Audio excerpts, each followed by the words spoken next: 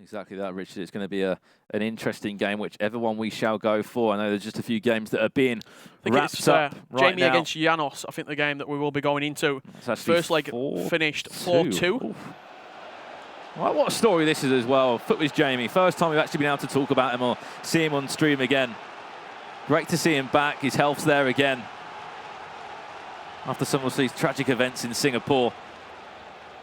Straight over to London. He's had a few days here. I've seen him relaxing with all the fellow Australians, Marcus, and now he's in round 2, a Swiss-style format in which he actually lost his first game, played against Joey.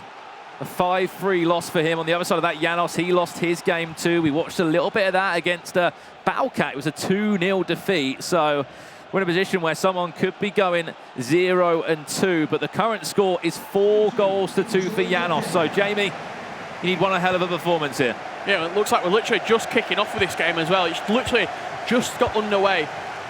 This is the second leg. Janos won the first game at 4-2. It's all about managing the emotions right now, managing the sort of, I'd say, frustration that both of these two players will be dealing with. We had to wait. Coming up on an hour and a half right now to play this second round, knowing that you're losing 4-2, and you've got an hour and a half to mull that over and constantly keep thinking and overthinking and overanalyzing. That's the sort of mental battle that you have to win if you're FUTWIZ Jamie. Also, the side of that, he needs a big tournament. Obviously, they know what the Australian E-Nations team is going to be. It's going to be Marcus and Marco there. So that's gone down to the rankings. So for Jamie, 471 Global Series ranking points to his name at the moment, 66th. He's on the verge, Richard, of getting into those playoffs, into the top 60. So he needs a good performance here. He needs to take himself out of Swiss at least. Yeah, that's the important thing. You have to get out of Swiss, get your ranking points on the board, and just sort of make a push towards playoffs. He's on the cusp. There's a lot of players on the cusp of that 60 spots that almost buys you the ticket into the playoffs, and then from there, it's what you make of it, really. On the other side of that, you've got Janos, 18th at the moment in those rankings. Did lose his first game, and speaking of a player that is in confidence, Battlecat, 2-0 at the moment. He's obviously won 2 games. Janos is 18th, and I feel like we've not seen Janos that much. He's been making events, but he's been going out in Swiss, in LQEs. I think he needs a big performance to sort of just solidify himself. He's in that position where, quite a similar position to what Aga's been in, where he's qualified for a lot of events, but he's only performed to his level that he knows he can perform at once or twice. And at the same time along that as well, he's been involved in FIFA for a very long time, Richard, in Janos. He's been there, since the whole FUT Champions era started, the FIWC days, back, as you said, 2011, he was a grand finalist in Los Angeles, Janos, and coming out of that Colombian region where he's basically made a name for himself there. I remember about this time last year in Manchester, he went perfect in Swiss. He was unbeaten in Swiss style. I think it was like, 7-0 in the end he finished. And comes across now. This is Janos on the attack. It goes out to Maldini for a chance of Van Dijk. Why not? Unfortunately, though, straight into the crowd, and it's another warning sign for Jamie, who is 4-2 down. You can see the aggregate scoreline there on the left-hand side of your screen. As you mentioned about Janos, he just needs that big tournament. I remember last year he was, I think, like a game away from the playoffs. No, a game away from making the grand finals at the playoffs in Amsterdam. Obviously, he was desperate to get himself to another grand final, multiple grand finalists. On the other side of that, you've got Jamie, who been doing so well out in Australia as well with the E-League, especially in previous years with Adelaide. I was travelled all the way over to London. Obviously, had a few days in that FUTWIZ HQ. It's a bit of prep coming into this tournament. It's important as well, given the distance that you've travelled, to give yourself that buffer. 2 or 3 days either side. That's what all the Australians say, yeah. Prepare good for the event. You're not travelling 24 hours and then rocking into an event and feeling unprepared, feeling sort of like you're just not at your best. You have to be playing at your best. He needs one of those performances now, Richard, otherwise he will be 0-2 if the score does stay like this. Mbappe now for Janos. Nearly just crept its way into that right-hand corner from the Colombian. He could just do anything out of nowhere. But up from the back here from Jamie. I like this. Just keeping on the ball. It's a risky ball. Hospital pass, though, across the back four. Varane. That left back as well. Bailed him out of that. I think he's played 4 centre-backs across the back four. Why not? I mean, there's reasons why you wouldn't. Yeah, for sure. You're losing a lot of attacking sort of prosper going forward. The likes that an Alexandro and Marcelo, a Cancelo can give you when you're playing Ramos, Varane, Van Dijk and Maldini as your back four. But you are sort of, you'd say, covering yourself in bubble wrap for the back post crosses. Yeah. You're trying to eliminate as much danger as possible, looking for the crosses into the box. It has pros, it has cons. Obviously, can he do a job here? You saw the idea from Janos.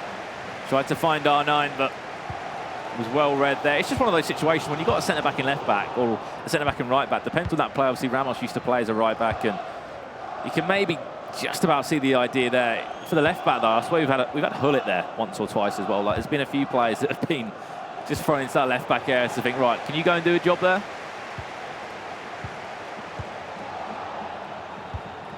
I think when team of the season rolls around, if we do get a really top tier. Look at he wants to go in centre half for Arnie. He's got back inside. It's going to be Van Dijk that has to go all the way out to the back post for R9. That's a well-worked goal. And you could just see a little Vamos there.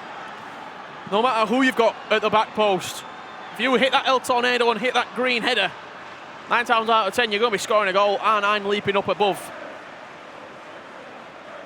Multiple players at the back stick there. But as I was saying, with team of the season, if we do get like a real top tier left back that comes out and it's released in one of the leagues, I think he probably would be introduced to the team, given how you get chemistry from icons. People are looking for that hole just to fill at the minute. Left back, I think Ramos pretty much is the sort of namesake at right back. But left back, there's still a few question marks over that position. I just think CDM as well. You're looking for a partner next to Hullet. People are still looking for that partner next to Hullet. Some people like to use Vieira.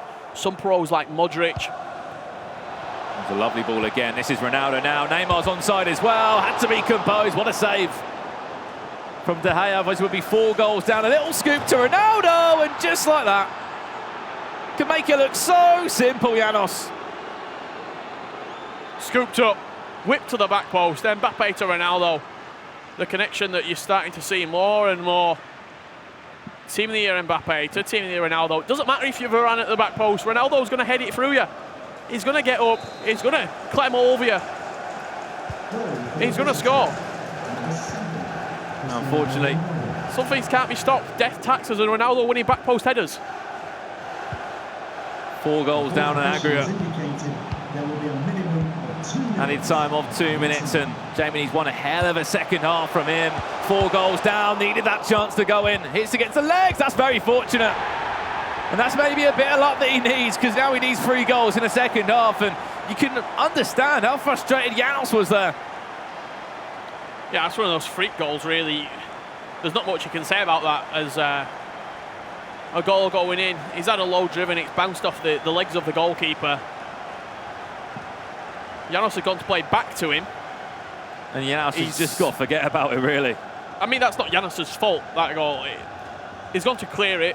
The goalkeeper's done a strange animation. Neymar's just tapped it in from close range. It's gave FUTWIZ Jamie a potential hook back into this game. That's the implication of the goal. Less about the goal, actually, how it was scored, and more the effects of that goal on the game. 3 goals still separate the two sides. However, is that a little bit of confidence that Jamie needed coming into the second half of the second leg? Well, he would have been coming into it 4 goals down, of course, 6-2 on aggregate. Now it's 6-3 on aggregate. Just got to keep his head, Janos, there. Still 3-0 up, still played really well in this first leg. Sorry, this first half of the second leg.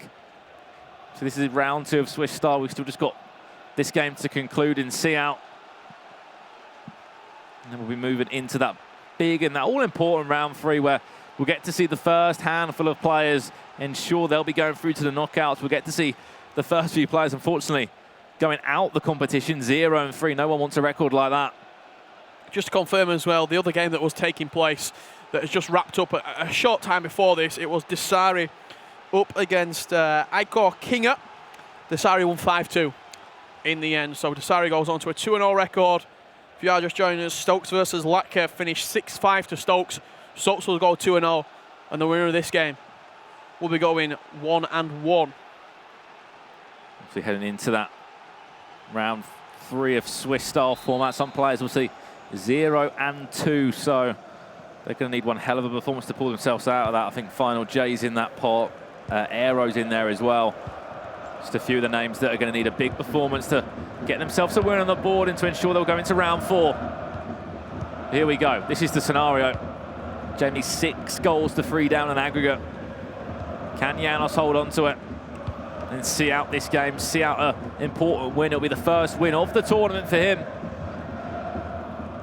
Will Jamie be able to just do an unbelievable another heavy touch? I think Janos is just like, just don't give it back to David De Gea. If in doubt, get it out. There's a very interesting touch from David De Gea at the back there. And nothing wrong with sometimes just playing long. If you're in danger, just press X, press square, and just launch it. This is Jamie now, heel to heel from Neymar. Little cricketer as well. Everything's out from Neymar, it seems. With the cross as well, that took a wicked deflection, lucky enough. Routine enough for David De Gea. So he's going to play back out again now, pause cued by Jamie. Maybe he wants to go all guns blazing now. Look at the numbers forward as well. You can see there's obviously constant pressure, team pressing on from Jamie right now. He's sort of high attacking up the pitch, a threat for him. He'll just look to build into it as well. He needs that pause. He wants to make someone else. Some other kind of change. Isn't really a skill move needed, but he has won the free kick, and he will go into that pause now for Jamie. Obviously, we can't see the changes he will be making, but on the other side, we can see what Janos is doing in that 4-2-3-1, and we're bringing off R9 Ronaldo. Instead, you want to bring on Eusebio. Okay. Yeah, look, you'd say like for like. The only thing that Eusebio doesn't have over R9 is that 5-star skill moves. Both players have 5-star weak foot. Both fairly similar strengths, pace, shooting, dribbling, heading, jumping. You'd say like for like, striker for striker. I'd probably back, I don't know, I think I'd back Eusebio in front of goal with a 1-on-1 rather than R9. But R9 offers you just a little bit more creativity in the final third, especially given the fact that he's got an El Tornado in his locker if he needs to pull it out. So both players have got 5-star weak foot as well, so they can go on the left, they can go on their right. That's why a number of these icons are in the team. Jamie's for a second, Ronaldo over that. I was thinking back to like Man United Arsenal Champions League where he hits it from like 40 yards. Cristiano Ronaldo. Here we go then. You can just see him controlling Ronaldo. Where's that ball going to go? Just slightly not prepared right. The ball was played too early. I don't know if you saw that. Eusebio just beat Van Dijk in the air. He just won up and flicked the ball down. Van Dijk was way out of position. He's only just getting back now. 2 against 1, overload at the back post. Eusebio's fresh as well. In comes that cross. Eusebio's in there. Marcelo's there as well. And he just about does enough. I thought there was, what, about that 10-minute spell where Jamie could have had a few chances, especially when the heavy touch from David De Gea we saw as well. Kind of goes into stages, some games of FIFA, where there's sometimes you'll be on top, you'll have all the pressure. Certainly feels as though Janos has took the reins back on this game. He's got that 3-goal cushion. Maldini, very forward as well. Make sure he needs to drop back there. Janos, you might be 3-0 up on aggregate, but make sure you're not getting players out of position. Things can quickly go wrong in FIFA. Expect to see that as well from Janos, just happy to keep the ball, slow things down. He's got a lot of experience in so many tournaments. On the other side of that, time will just start to run out for Jamie. I'm sure the likes of his fellow countrymen in the audience will be watching, supporting him as well. See FUTWIZ down here as well, that co-owner of FUTWIZ. Another good season for those guys. You'll see their kits in the game as well. 2 players at the E-Nations Cup as well, in Marco and Thomas Lees, for FUTWIZ, representing England and Australia, respectively, I should say. Modric now have a half chance. It's just what can Neymar do down there? It's great him having the ball and doing a few skill moves, but what's it leading into? Is it leading into a cross, an El Tornado cross? Unfortunately, no, he just gets dispossessed, and as I keep saying, that time will just keep on running down now. 3 goals are still needed. That hasn't changed since we joined the second half of the second leg. And whoever loses this will be going 0-2. That's going to fall kindly to Neymar, and it's also going to fall straight into the path of the Frenchman, Patrick Vieira. Looks like we're on the far side. He's decided not to play it in the end. The ball does turn back over for Jamie. There's enough time on the board here to force extra time. Seems as though Janos has got a mistake in him, to be honest. I just feel like now, 15 in-game minutes left, I feel like he might just have enough, Janos, to take him over. Enough to get him over the line. I think if you go back, 15 minutes on top of that, around 60th minute mark, there could be the time to make those changes. Question is, has he left it too late now for Jamie? 0-2, that will be for him. It's a tough start to Swiss style 0-2.